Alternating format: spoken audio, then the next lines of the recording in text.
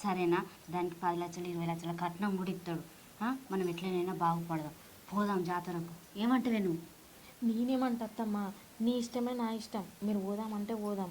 మా అన్నకి నేనంటే బాగా ప్రాణం. మా అన్న ఏది అడిగినా ఇస్తాడు. మా అన్నతోటి కొంచెం కలిసినట్టు ఉందాం. మా అన్న అన్నీ తీసుకుంటాడు.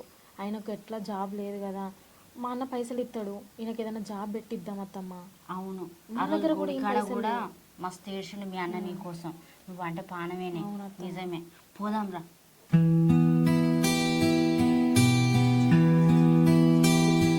ఏమైంది అత్తమ్మ?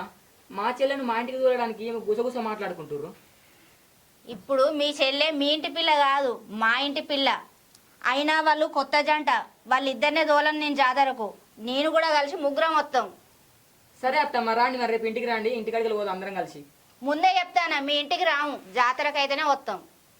అయ్యో సరే చెల్లె.